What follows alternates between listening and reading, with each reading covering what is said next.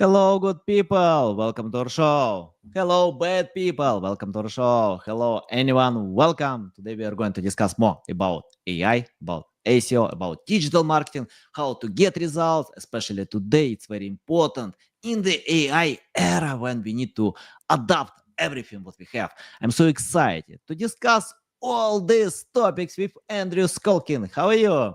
Very well, Anatoly. Nice to be here. Big pleasure, big pleasure. For me, it's tough to pronounce your name. I'm Ukrainian. For me, it's tough to pronounce any names except Ukrainian names. But I always try my best. Andrew, you shared a lot of valuable bombs in my podcast, so I decided to invite you back to bring more value to my audience. And many things changed since we spoke the last time. So, for new listeners, tell more about yourself, about business background, and anything that can help our listeners to learn more about you. Oh, sure. So you are very close on my last name. It's Andrew Schulkind, and that's Right. closer than most people get. Company's Andigo. We've been around for quite a while doing content marketing and website development, mostly for B2B businesses in the $2 to $25 million range. And we work quite a bit with mission-driven businesses, B Corps and other folks like that who are looking to change the world or at least some small corner of it. Yeah. I think if you don't have a mission, it's tough to get results. And I know many brands who are looking for just getting money. Money, it's not. It doesn't work for a long time. I mean, like you need to have long strategy. And for example, in my business, we share three limits, extended three limits, just to grow our audience. And we got plus 2,000 people who joined to our tools. We are going to get more.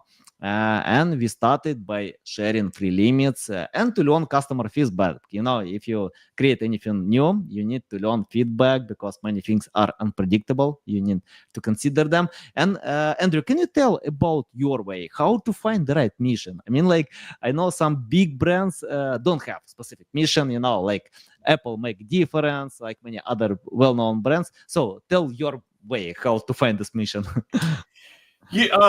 Well, it's always best if it happens organically, just sort of naturally, and if it isn't like, oh, we should go get a mission. And I think that's it's not destined to fail. I think it's important if the conversation is like, we're not sure about our mission, or we're not sure about how to talk about our mission, or how to make sure our entire organization is aligned. That's a great conversation to have, because sometimes there doesn't appear to be a mission when there really is one underneath, and trying to tease that out is an important part of your brand, important part of any marketing you're going to do. So I would certainly encourage folks to look at it that way, rather than, what would be a good mission for us to have?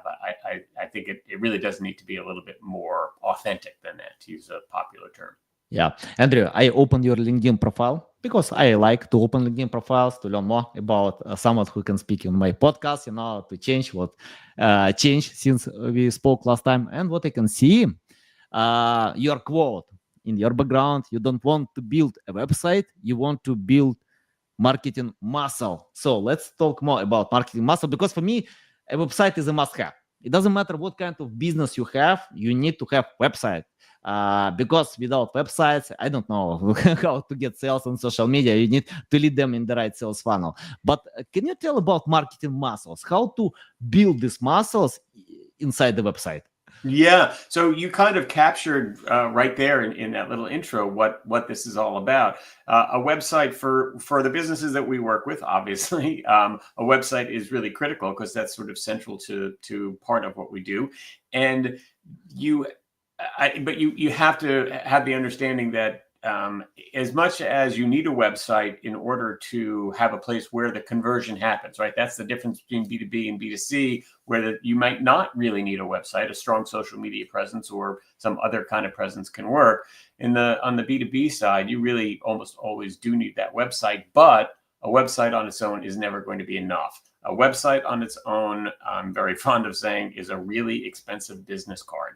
It's not going to get you anything on its own. It's kind of necessary, but you've got to build more around it. And that's the marketing muscle. That's depending on who you are and what you're doing, it is anything from social media to email marketing to just a LinkedIn presence, which is a kind of social media, to speaking engagements in a podcast and things like this, to publications outside your own website and social media. So building all those things together in a way that works together, not just so that they're different pieces all out there kind of scattered, and making sure that there's an underlying strategy to all of that. That's marketing muscle. Yeah. Let's talk about preparation. I often get requests from customers who want to build the same websites that competitors have. They share, okay, I want to totally the same website. I want to take their customers. I reply, it doesn't work like that. We need to learn about your specific audience, about your products, and to consider strong side, because competitors might have success on their strong sides, but it doesn't mean you need to replicate them. You need to find your way. Can you tell about this preparation? How you start analyzing customers, competitors, to create the right plan for building website? Yeah, that's a really important point. And, the ethics aside of just picking up someone else's website and using it as is, we won't get into that question. But I do like competitive research. I do like working with clients or having, hearing clients say, hey, we've looked at our competitors and here's what we think they're doing well that we should be doing. And then the question really is, well, how do you do that in a way that, as you pointed out, fits your brand, fits your mission, and really matches what you're doing, what you're delivering? Because I think one of the key points that gets overlooked is, well, here's someone doing something really well. We want to just mimic that and have that be our marketing. And they run into a situation where there's this misalignment between the promises your marketing is making and what you're delivering when you're working with them. And when you have that misalignment, you're not going to get repeat business. You're not going to have clients who are such champions of you that they're talking about you to colleagues and friends. You're not going to get that natural organic growth because there's some disconnect. You're not delivering what you promise. So diving into that is really a huge part of the preparation process for us. Yeah, and I like to speak with customers, before creating any plan, because I often see when webmasters just take data from SEMrush, Ahrefs, to create a list of keywords, but it doesn't work. You need to understand. You need to try the product. You need to understand how it works. You need to learn pain points, and think how you can solve these pain points, because too much attention today to volume, too much attention. But I know some big businesses in Inc. 5,000 companies, they have small traffic, nothing special, just around 10,000 people a month who can visit their websites. But they have right people, really right people, because they pay attention to something that can sell.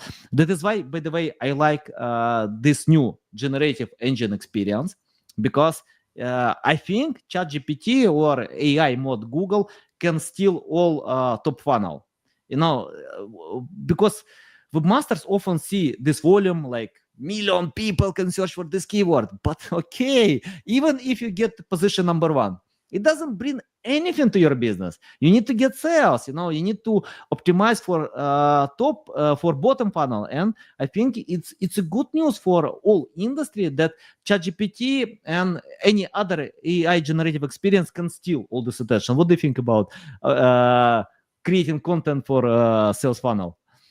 Yeah, that's a critical component to this, because people do get wrapped up in that top of the funnel number. How many people can we get to the website? And as if by magic, just bringing them to the website means that they're going to write you a check.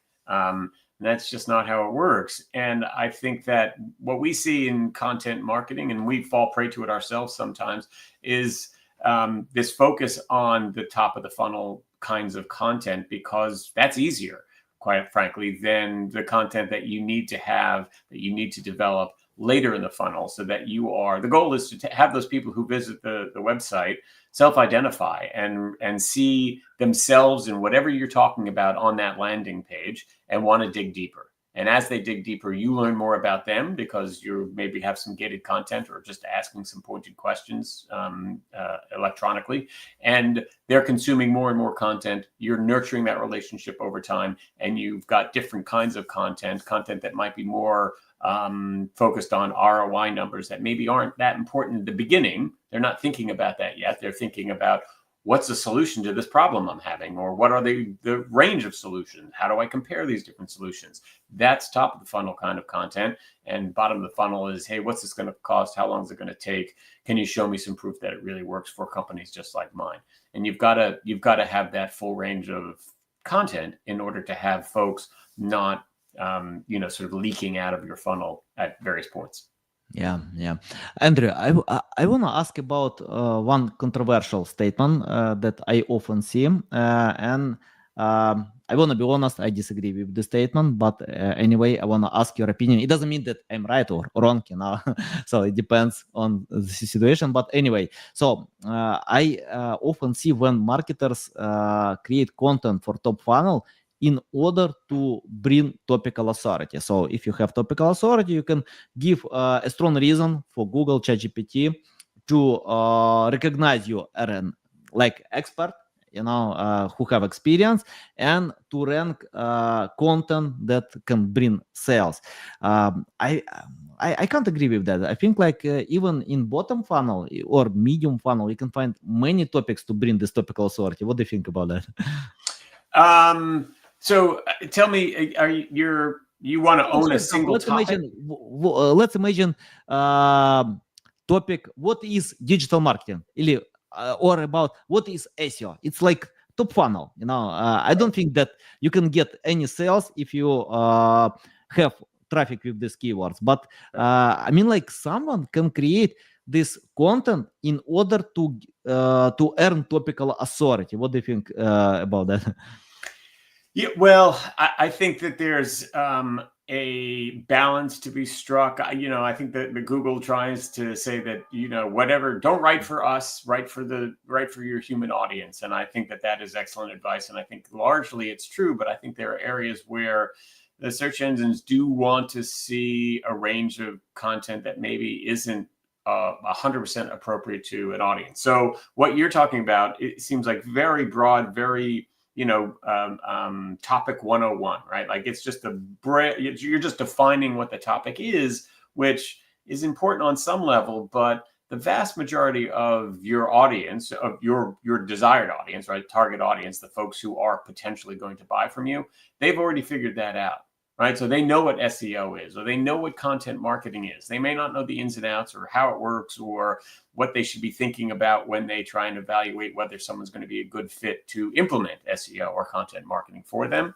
But they know enough that they don't need that very basic information. So I agree with you that seems like I wouldn't spend a lot of time. If you're thinking of, you've got 100 articles to work with, 100 pieces of content, 100 touch points, one or two of them might fall into that bucket, 2 or 3 at the most. But after that, you've got to get a little meatier, I would say. Yeah. Okay, let's talk about articles. I love the strategy for a long time because, when I started my first online project, that was in 2008. Basically, at that time, I didn't consider blogging because Google had the problem to recognize user intent.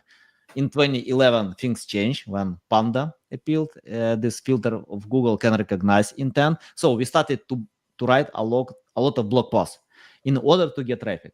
And according to data, blog content can bring plus 50% of all online traffic, a lot of traffic. But I'm not sure about the future. Today, ChatGPT AI mode can reply to these questions. Even if you get links or mentions on this generative experience, CTR is low. People usually don't click to these links if they get all this information on ChatGPT or AI mode. It doesn't matter, Perplexity. So basically, what do you think about this strategy today and for the future? It still works. It still brings a lot of traffic. But what kind of future will be if ChatGPT and other AI chats can steal all this attention? Boy, that is the $64,000 question, isn't it? I mean, the data is already saying, and I'm sure you know this data better than I do, that that models, the SEO model, the publisher model, is being gutted by AI and those AI summaries at the top of the page. I think about that, and this is purely anecdotal, of course, but I think about that when I'm online and I'm like, all right, has my behavior changed? There are certain questions that I would have asked of the Google that I now ask of my preferred AI engine. They're not always buying intent. It might just be information, but I am not being introduced to publishers of interesting information any longer in the same way or with the same frequency, because now it just appears in the AI engine. But when I'm out there looking for reviews on a particular product that I'm considering buying, or a type of product that maybe it's got a particular feature to it that I want, I'm thinking, in fact, of a headlight for my bicycle that would mount a certain way. And I absolutely read the full AI summary, but then didn't stop there because it didn't have all the information I wanted. I needed to dig deeper. I scrolled down the page, and every single company, every single product that was mentioned in the summary was featured on that first page. And I clicked through to those sites to learn more about the product. So I'm curious to see what direction this takes and what it really means for SEO. Yeah, definitely. I can't forecast the future. Every time when I forecast, I fail. I fail to forecast American president. I fail with Bitcoin price. So my forecast is terrible. But I love to adapt fast. If anything happens, I need to adapt much faster than others. It only helps. Faster, yeah. Yeah, but anyway, I don't think that blogging will die. I think CNN or Forbes, these big publications, existed before digital. They adapted to digital. They will adapt to any other environment. So if you can acquire a loyal audience, even I mean, like, for me, SEO can become an extra channel, because for a long time SEO was the main channel for blogging, but SEO can become an extra channel, and if projects can make their hands dirty to acquire audience, newsletter, social media, LinkedIn post, Medium, Reddit, many places. So and yeah, why not? You can get extra traffic from SEO. But anyway, traffic that are coming to blog content doesn't convert good. I mean, like, if it's going to landing pages. So if you love writing, I love writing. Yeah, keep writing, guys. Don't care about SEO a lot, but do it for the sake of getting a real audience. Just bring value. If you can bring value, everything will be fine. Andrew, let's. Yeah, you wanna add something? I wanted to encourage you. If you like writing and you're comfortable writing, you should write as much as you can. And I would add that it's important to consider not just lead generation, but brand building, because that's an important part of what you can do with a really great online presence that dives deep into your area of expertise. Yeah, nice.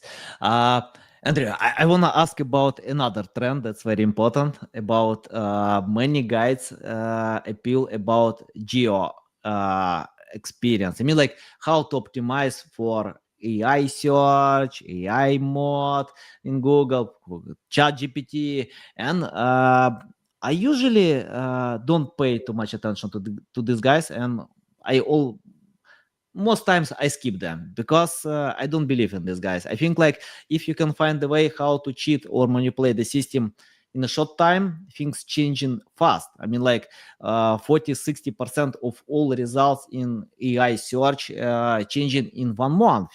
So basically, for example, I checked a study a few days ago that if you have FUK in your page, the chance to get links and mentions in AI mode increases plus 80%. So if you have this FUK, okay, what I can see, many webmasters started to write FUK even if they don't need it. I mean, like for the sake of having it.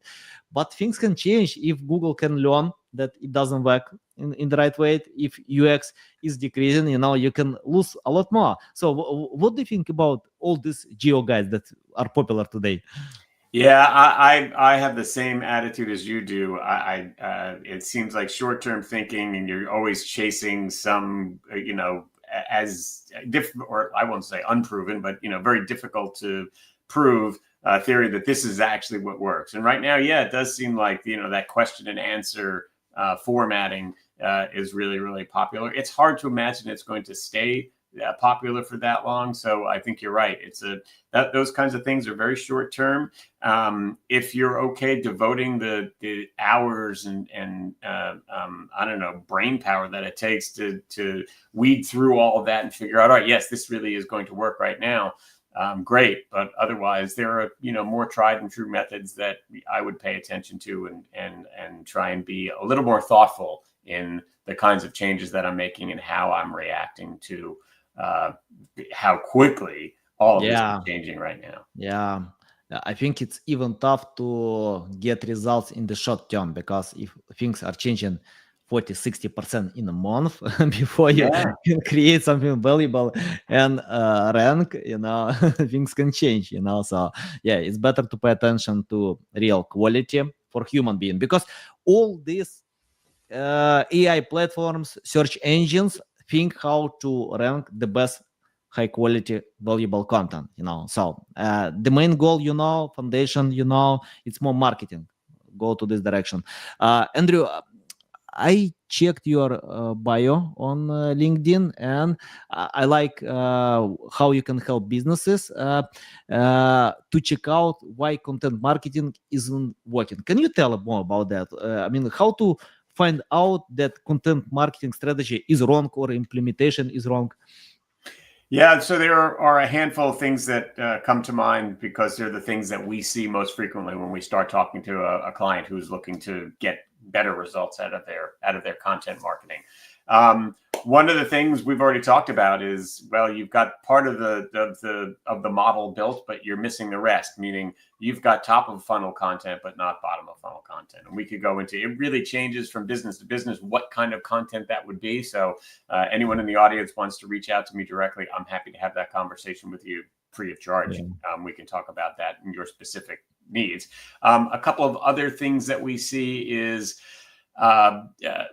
people mistaking content marketing for just plain forward marketing or good old fashioned advertising.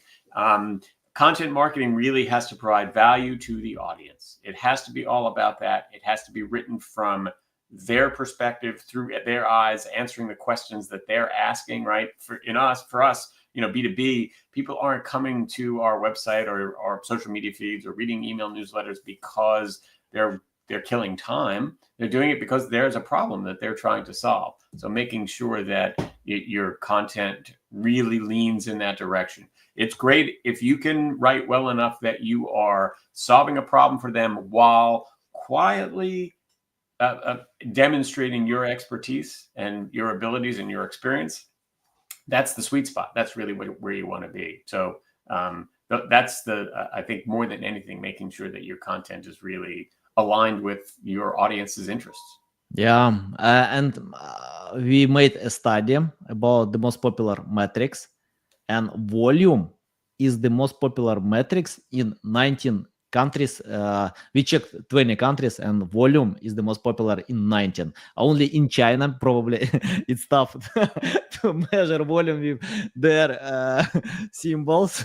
Right. So, but anyway, I mean, like for me personally, if I have any power, I hide volume from everyone. I mean, like, it confuses a lot. People when see million traffic, million searches, wow, I wanna get all this traffic. But okay, at first it's tough. It's really tough to compete with Wikipedia, with many other Right. big websites. It's really tough. The second, you can't get sales. Okay, even I saw many times when companies spend a lot of resources to craft content for top funnel, to create a lot of content, to pay a lot of money, and they can't get any sales.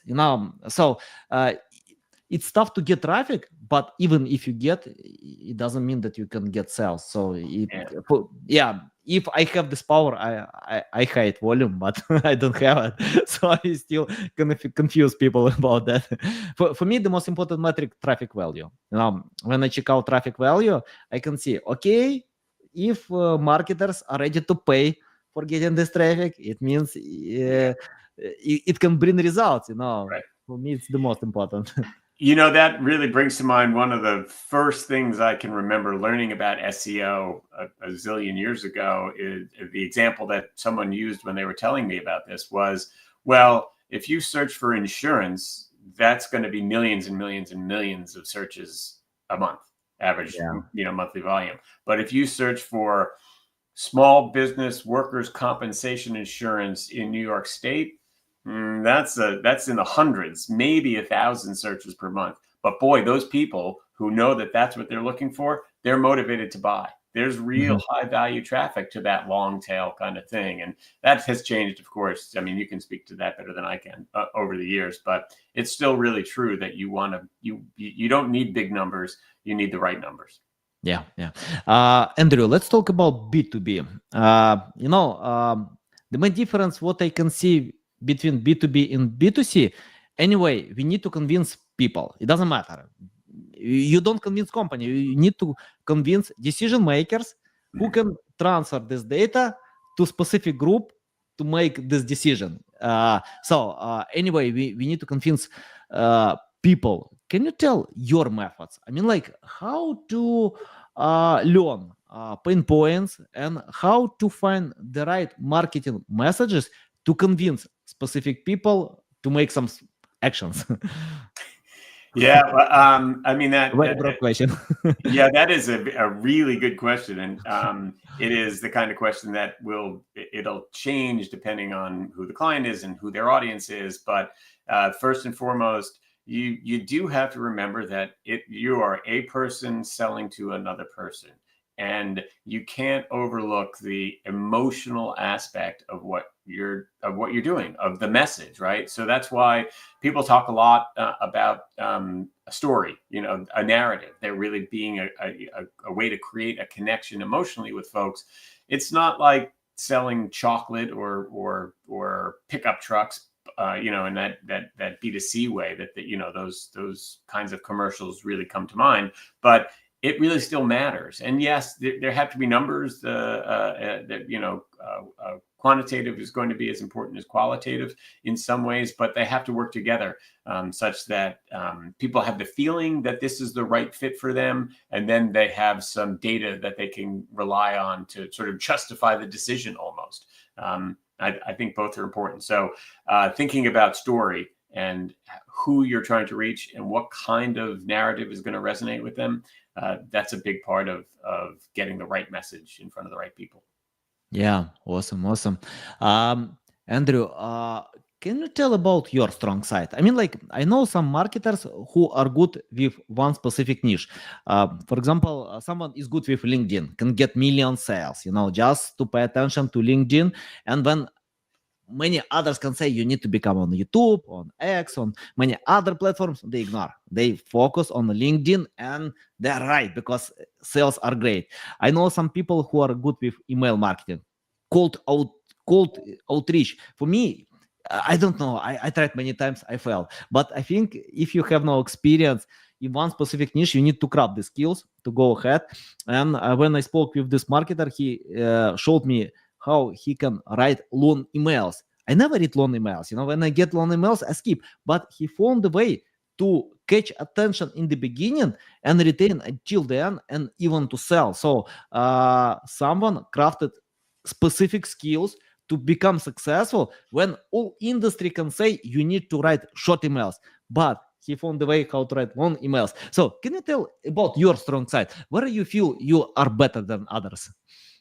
I think the area for us is metrics. and really helping people understand what they should be tracking and putting together dashboards so that they can track that information easily and turn it from, just basic data that you're staring at and aren't sure what to do with into the kinds of insights that you can say, oh, yes, we should be writing longer emails or we should be writing shorter emails.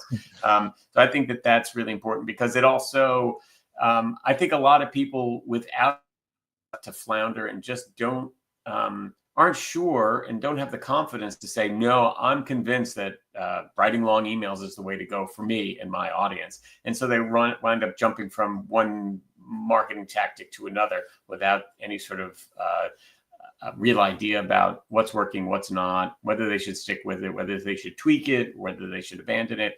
The metrics are the key to doing that. And so we focus on that quite a bit with our clients. Yeah, got it. And I want to ask about one aspect that it's tough to ignore today, about authority, link building, about PR, many things we can consider today. But what I see, even white hat, of course, I don't use black hat SEO. I think Google is smart enough to recognize black hat techniques. If someone can find still way to cheat the system, probably probably they can, but I'm not sure about that. So because someone said to me, no, it still works, you need to analyze. I usually tell, okay, show your website, show which websites got results with that. No, I can't show you, sorry, I have NDA. Okay. And for me, when I check out websites in the top 10, I can't find this tricky data. But anyway, if someone still have success, it's okay. But I want to ask your opinion about how to find the right strategy, because even in white hat SEO we have many different tactics, like skyscraper. Guest posting is more like black hat, but even well-recognized experts still use this tactic.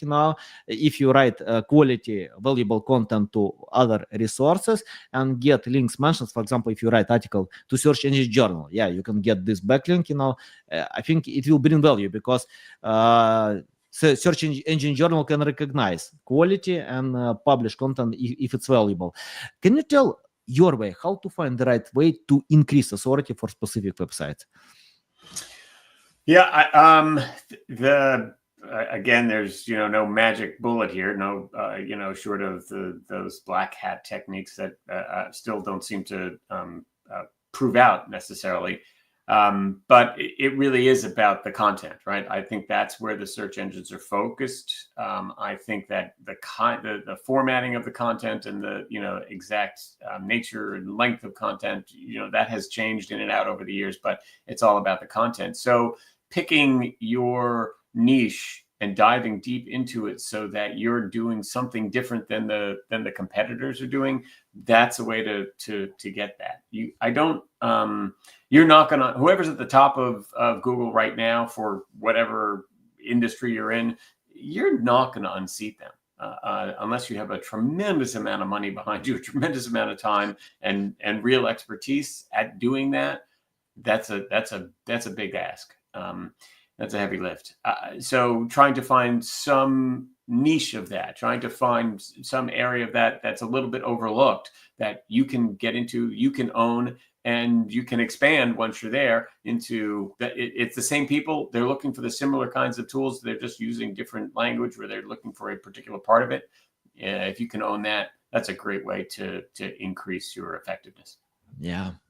And Andrew, I have some young audience. I was surprised about that, but I have them and I want to help them as well, because I check out some data that it's tough today for interns to get entry positions at any company, because companies are looking for ways how to use AI agents, and they're not looking for interns. I got a lot of complaints about that, what to do, because it's tough to acquire first experience. But when I was young, to get any information, I should go to library, to sign, to sign, and after that I should learn for specific book to find the information. Today we have Google, ChatGPT, YouTube, many resources, and today we have social media. You can start your business without even having money. Just start posting content, create websites for free. You can create quality website. I know it requires money, but you can start with something, just to create even a simple website and improve and go ahead. Andrew, I want to ask you, for example, let's imagine you started today. Forget about all your skills, experience. You probably, let's imagine you have degree, high degree, but you don't have experience. What will you do today to find a job or start a business if nobody wants to hire you? Wow, that's a tough question. What would I do? I knowing who I am and where my skills lie, not my experience and expertise, just sort of what I'm comfortable doing and like doing, which is writing. I'm a writer more than anything. I think that I would probably try and create a presence online in hopes of getting noticed. I hope that I would be comfortable enough to reach out to people who might seem like they are light years ahead of me, almost, pseudo celebrities in our world, and try and reach out to them to ask for advice or offer an opinion, or, just try and create a little bit of a relationship, because I think that more than anything is going to be the chief differentiator now, because there's so much competition for so few positions, because so many of those entry-level positions seem to be being eliminated by AI, that you've got to differentiate yourself somehow right from the outset, right from the beginning, which is kind of unfortunate, because I will fully admit that I spent a lot of time in my 20s, moving around, traveling and trying different things, and not necessarily being as focused as what I just described. So if that was still me, I would have a hard time, I think, breaking through. Yeah.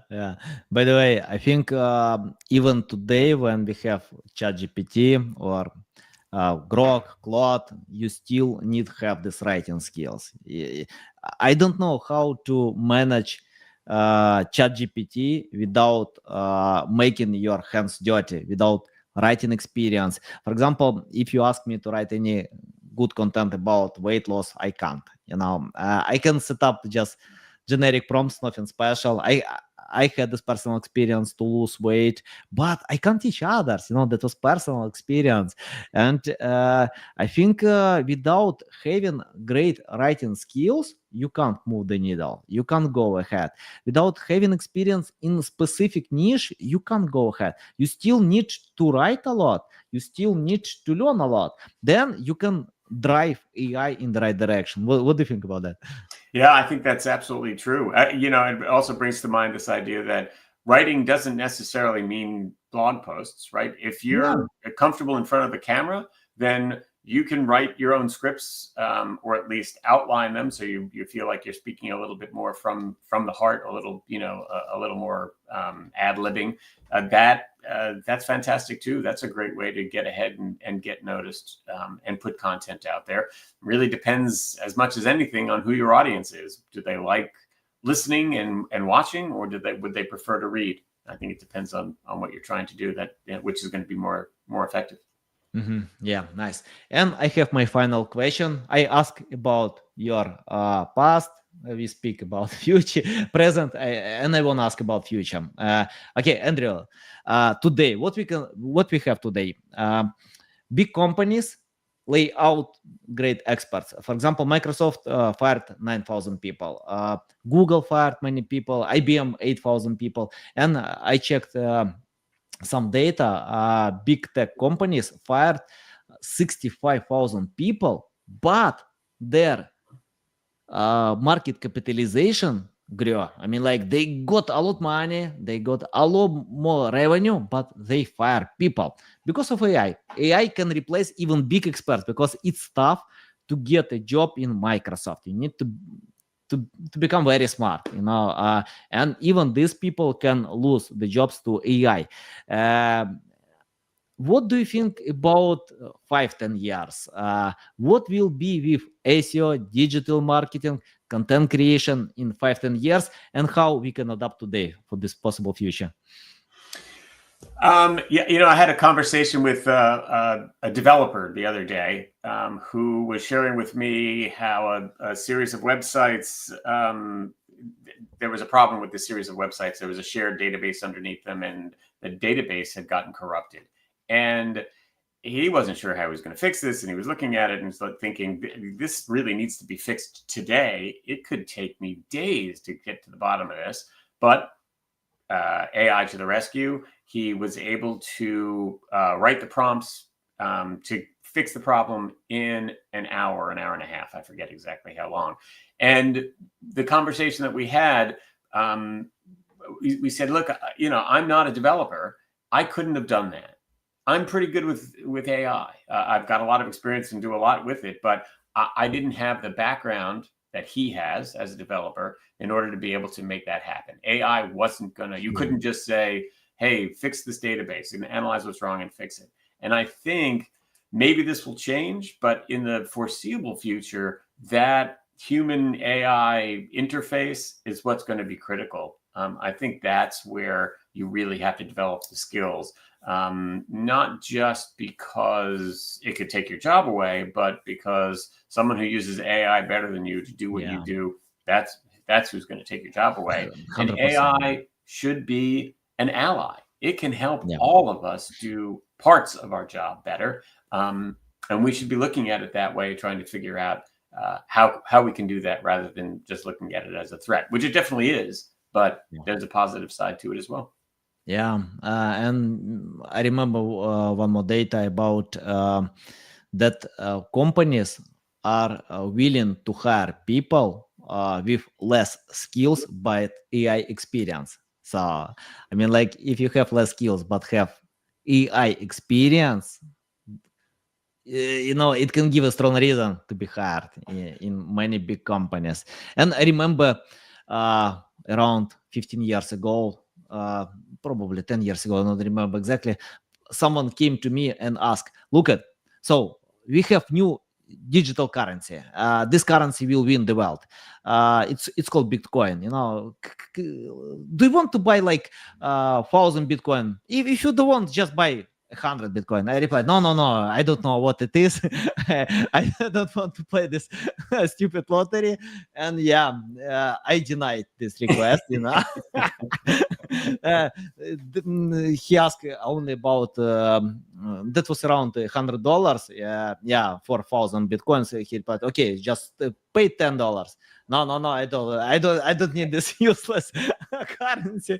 So, guys, anyway, I don't want to blame any circumstances. I just enjoy what I have. You can't change the past. You can't get back to the past, but you can adapt today and try to predict the future. So marketers, we predict, we can fail, but we still forecast what can be and try to adapt as soon as possible. Andrew, it's a big pleasure to get to my show, to learn from you. I love this experience, so valuable. Welcome back anytime to share more valuable bombs. I know you can do it. Tell the best way how to keep learning from you, how to reach out to you, how to follow you. You can find me on LinkedIn. It's Andrew Shulkin, just like it says on the screen there. Antigo is the company. There's a resource section on our website that will show you quite a bit about it and about the work that we do. And you'll also find information about my book about building marketing muscle for small B2B businesses. I think those are the best ways. And I offered earlier, if anyone has questions or wants to dive into the details of anything we talked about that would be specific to them, I'm always happy to jump on a call with folks, no charge, and see if we can help you. Awesome. Let me ask one more question because I know some of my audience love to read books. Give strong reason why people need to read your book. It lays out the basics in a way that's very easy to understand and easy to take action with. If you're already an expert marketer, you might find some things in there, but if you're struggling to try and figure out, hey, why is what we're doing not working, or what am I overlooking? It's the right book for you. Awesome, guys. I will put the link to the book, to social media accounts, to LinkedIn and website in the description below. Listen us on Apple, Google, Spotify, and see you next time.